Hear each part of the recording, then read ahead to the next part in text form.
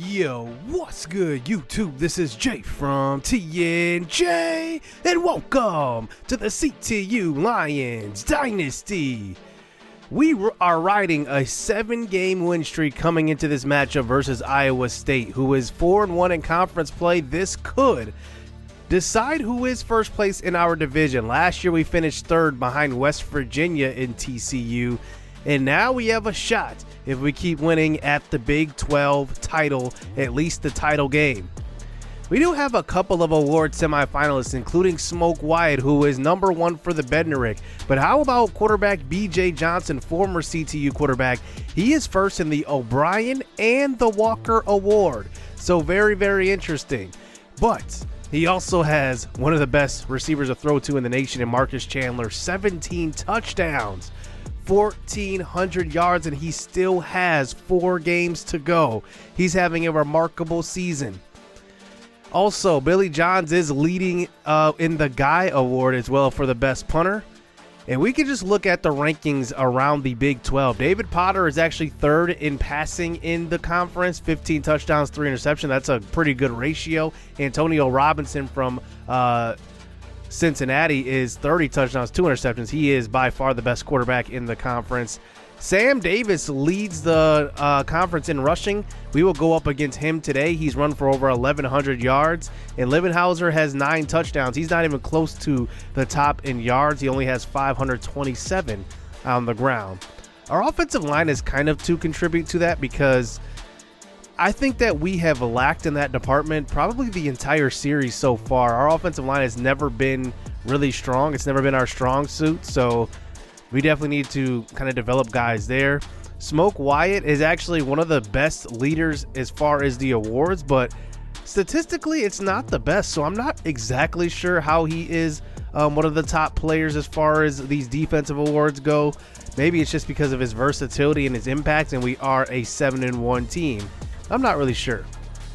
Well, Iowa State has 1 conference loss so far. They have an excellent starting quarterback in Davis, Sam Davis is a running back. They have an excellent, accurate quarterback, not really a mobile guy. But I think the main focal point of their offense is going to be giving the ball off to Sam Davis. He is the conference's best rusher, so we will have to kind of contain him today. We will try to keep the ball out of their hands as much as possible. That's going to be the game plan, because this is an important matchup. If we lose this when Iowa State has the tiebreaker over us, so we have to get it done here on the road in Ames, and let's get it underway. Here is Darien Bernard, who was injured for quite a bit of the season. He's back at returner now. He takes it to the 20-yard line, and the 5'6" freshman gives us a decent field position here at the 20. So here is David Potter having a pretty good season so far. Here's a throw across the middle. That is Stan McDaniels. Now, I love our tight end group. I highlighted it last episode. He gets the first catch of the game, gain of 16 yards. So here is Potter now rolling to the right side. He's going to throw that way. He's going to find Kentrell Kraft for a gain of 4 yards. 573 yards. He is actually nearing the career touchdown record for our school as far as touchdowns, as far as yards and receptions. I'm curious to see if he will do that. I think touchdowns is probably the one that is the farthest away, but he's up there with yards and catches. He could get it today. Here is Potter. Here's a quick throw across the middle. This is Jackson playing a big-time role in his senior year. You know, coming into this series, I didn't think that he would have a huge impact, but he has filled in quite nicely for the guys in front of him. Here's a throw to the right side. That is going to be a incomplete pass, trying to throw into traffic. Forcing it is David Potter. 3rd and 10 now at the 34. Running Kraft in motion under center. The pressure right up the middle. We get it quickly away, and that's caught by Kraft. It's a gain of 10, but it looks like just short of the first down marker. Our offense will stay out onto the field for a 4th and inches. Potter throws to the right side. Darren Baker gets lit up, but the freshman holds on to it for a gain of 7. The drive continues. Mcdaniels into the game. We run him in motion. Here's a handoff, and Livenhauser gets lit up for a loss of 2. The quarterback came on the blitz that time. Definitely didn't expect that.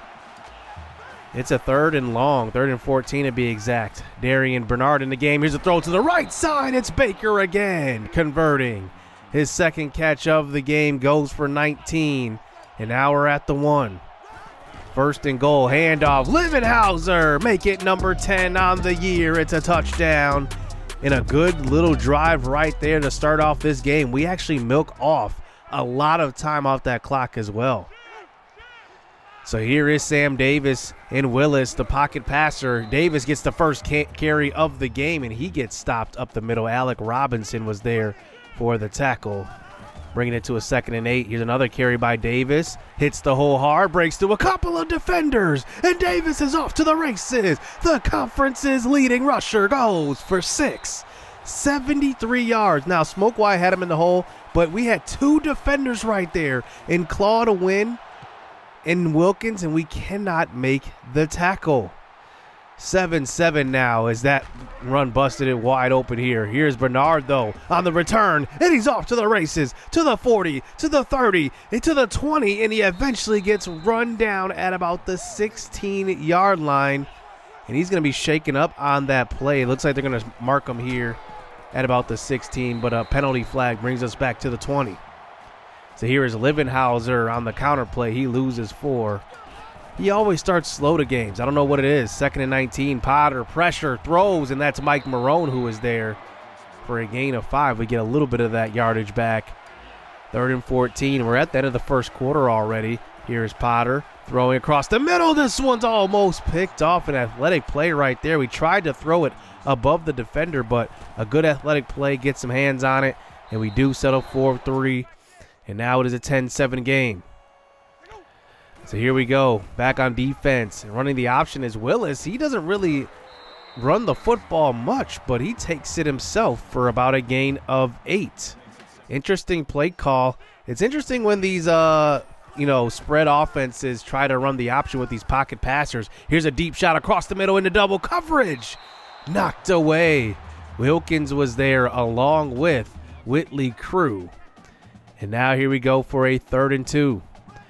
Well, let's see what they're going to do. They're probably going to hand off here. But it looks like they might pass. Willis, play action fake. I'm surprised. He throws deep once again across the middle for, it looks like, James Wilkins on the coverage. And I'm not sure what our safety was doing on that play. He just got completely turned around. And we get them to punt the ball away. Here is Potter now back on offense, and there is a scramble, and he gets stopped in the backfield. Tariq Bright runs him down. Now it's a 2nd and long. Iowa State sends some pressure. Here's a quick throw to the right side. Flint Steele's open for a gain of 15. A great throw right there from Potter, showing off the accuracy. So 1st and 10 now, another draw play. Bernard up the middle gets stopped. Loss of 2. We want to get some different running backs in there because I think Livenhauser may be a little rattled at this point. 3rd and 12. Quick throw. Flint Steele again. His 2nd first down of the drive and his 2nd catch of the game goes for 14 yards. Good play call right there. Here's Potter now. A little draw play. Bernard almost breaks that one. If he would have broke that tackle, he could have been off to the races. Across the 50 for the first time. 3rd and 4. Potter throws to the right side. It's Stan McDaniels. It's a gain of 8 on the sideline, tiptoeing, and his 2nd catch of the game. McDaniels running in motion, this time play action fake. Quick throw, and it's Jackson who's open to about the 22, a gain of 16. His 2nd catch of the game. One thing I love about this offense, Potter spreads the ball around. Potter throws off his back foot. This is Cookie Rockman now. Look at the fullback getting involved now. The pressure was right in Potter's face. Goodness. Now here we are at the 17. Potter in the pocket. Look at this pressure. Right away, he can't get rid of it. It's a loss of 11. Our offensive line is not doing Potter any favors, as now we're back at the 29. We settle for the field goal. 13-7 here. And now here's Iowa State with about 1:15 to go. They don't have much time here to put some points on the board, but that was our strategy here in this game. Don Willis throws to Davis on the screen pass. That is actually a 3rd down, and it's actually going to be a loss of 2. So we will get possession right back. We call the timeout, and here is Darien Bernard back to receive the punt. Let's see if he can set us up with great field position. He starts out to the right, cuts back to the left, and Bernard has some space. Can he outrun one defender? He does. He gets to the sideline, runs out, outruns a second one, and gets to about the 30 yard line, 48 yards on that return. So 2 timeouts and 52 seconds left. Here's Potter throwing to left side. Flint Steele's open, and he catches it at about the 10. If he would have hit him in stride, that is a surefire touchdown. So we let this clock milk down a little bit here at the 10-yard line. Potter in the shotgun now. Darien Bernard next to him. Good blocking initially. Here's a throw to the running back out of the backfield. That is Darien Bernard. He picks up a gain of 5. We let the clock roll down to 11 seconds, and we eventually get it to a 3rd and 4. And here's Potter, a quick throw across the middle, looking for Kentrell Craft again. But instead of getting 6 points, we settle for 3 going into halftime. So now here we go in the second half. It has just been a field goal fest so far for CTU's offense, and we just got to convert here. Here's Iowa State receiving the kickoff, and they will start it out with pretty good field position, but our defense has been playing lights out. We have not given them the ball much. And here comes Don Willis. You know they're going to probably try to attack the end zone, but Sam Davis with one long run. We'll see if he gives it, if they get him the ball quite a bit. Here's a quick throw, and that is Maurice Newberry for his first catch of the game. How about Don Willis? 3 of 7 for 29 yards up to this point. Willis throwing down the right side, and he's got Bailey. He breaks one tackle, breaks another, and falls in. It's a touchdown, and Iowa State answers back right away. What a throw by Willis. This is what I did not want. When you pair an accurate quarterback with an excellent running back, they can hurt you in so many different ways. Even if it's a pocket passer, they're now down by 2. Here is Potter now, back on offense. Here's a throw off his back foot, and the pressure was right there. Didn't have enough time to wait. 2nd and 10, draw play. Bernard up the middle. It's a gain of 5. And now a crucial 3rd and 5 now at about our own 28. Potter in the pocket, throws, and it's Flint Steele again. 3 first down conversions on 3rd or 4th down for Flint Steele in this game. We have 10 total here. Here's a quick throw to the right side. It's Flint Steele again.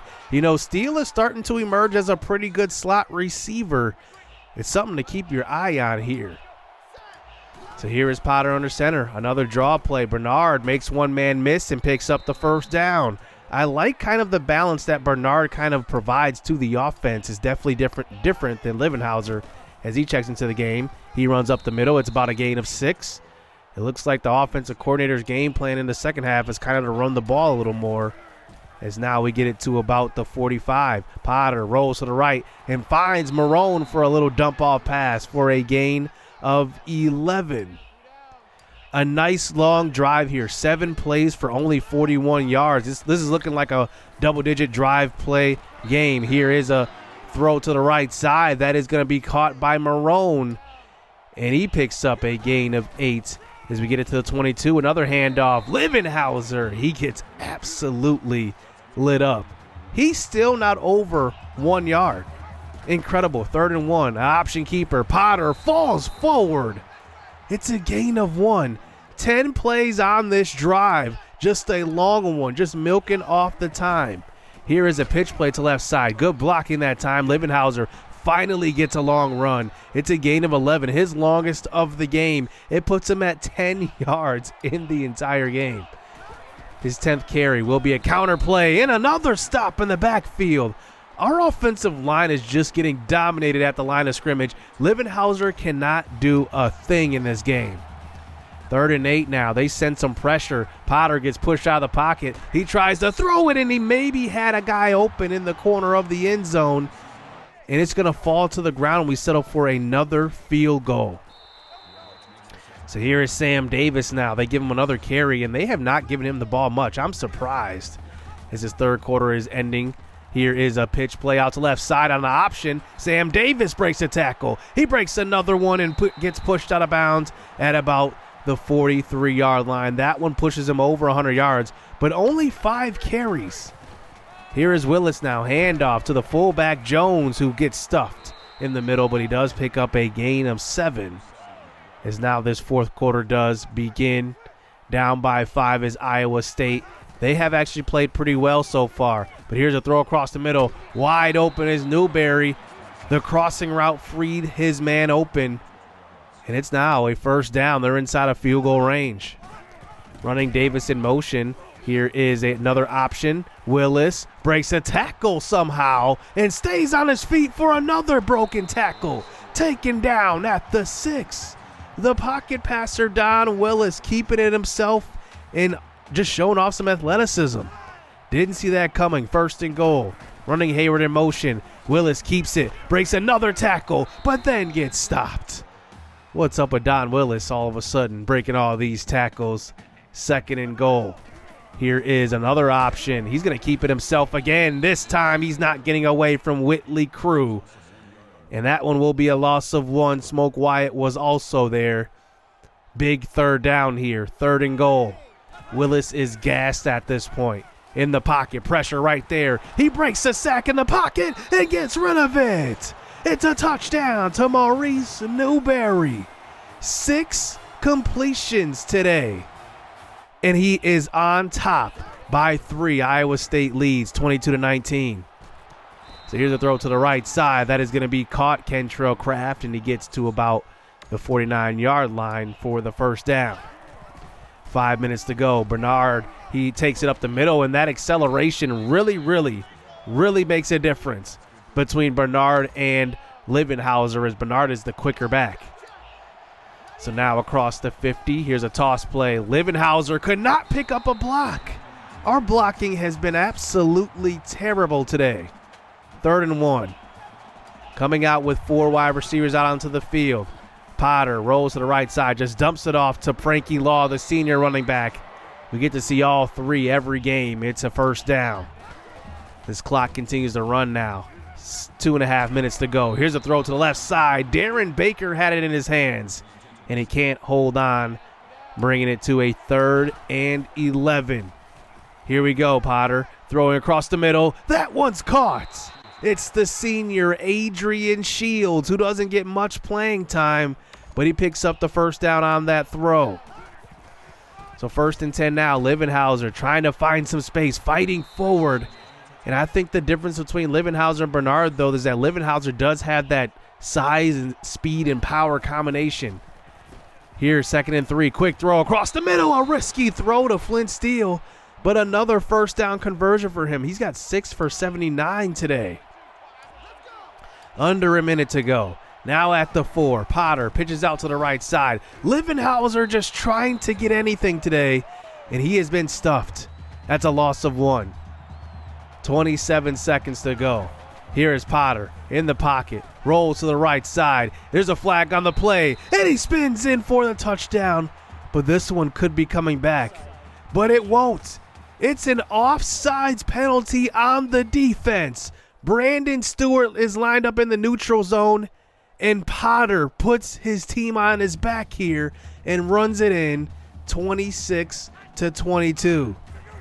CTU now on defense. Iowa State with all 3 timeouts. They decide to run a screen pass.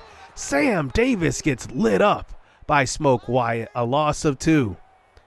16 seconds to go now. 2nd and 12. Willis throws to the right side, and his receiver cannot catch the ball. Heard footsteps. 3rd and 12. 12 seconds to go. They have 2 timeouts remaining as well. Willis throws to the sideline. They got Hayward, and it looks like he stopped before the first down marker. Does not get out of bounds either. They call their second to last timeout. 4th and inches. It could be over right here. They run a man in motion. They're going to run the football to Newberry. 3 seconds, 2 seconds on the clock. And they burn their last timeout. What a terrible game plan at the end of the game. One last play. Here is a Hail Mary. Willis throws, and that's going to be picked off. Rondell McCarty. And the 8-game winning streak stays intact. CTU avoids a scare. And wow, what a game down to the last minute. We had a game plan to keep the ball out of Iowa State's hands, and it worked. Potter was pretty good. It wasn't a big flashy game. This isn't a big flashy team. We don't have, the home run hitters or anything like that. and we just get the victory. We move on to 8-1. After losing our season opener, we have not looked back. David Potter, 24-33, no touchdowns, no interceptions. We could not run the ball. That was the big story of the game. Our offensive line just got absolutely obliterated this game, but we still found a way to win it in the end. Flint Steele had a pretty good game, though, 6 for 79. We only dropped 2 passes, and our defense played pretty well. I mean, for what we just went up against, we went up against the conference's leading back, went up against an awesome pocket passer at quarterback who is accurate, and we just I think we just outdueled them. That's all it was. I think that it was just one of those games where it was close. Iowa State's defense balled out. They held us pretty much to field goals after that initial touchdown, and Sam Davis only had 5 carries for 114. So after that game, we actually do move up to number 7 now from number 10 last week, and it looks like North Carolina was 8 last week. They lost. So a lot of changing here in the top 10, but looking at the last 2 undefeated teams here, Louisiana, they are in an easier conference, so there's a good chance they will remain undefeated. And then Iowa, they have Wisconsin and Nebraska coming up. They have the number 1 team in the nation, but it's possible that they could lose. And plus, they have the conference championship as well. So we definitely need some things to break our way in order to get into that top 2 national championship conversation. We've already been in a BCS Bowl already, so we'll have to see how that plays out. But we are 6-0 in conference. We have 3 more conference games left. We have Oakland College next episode. Then we have UCF and Cincy to end the season. But since we did, win that game, and Cincinnati also lost their last week, we now have a 2-game advantage. So we just need to win 2 of the last 3 in order to clinch our division. So hit subscribe, hit that like button. Next episode will be that Oakland College rivalry game. So stay tuned. Let's get it. Let's go.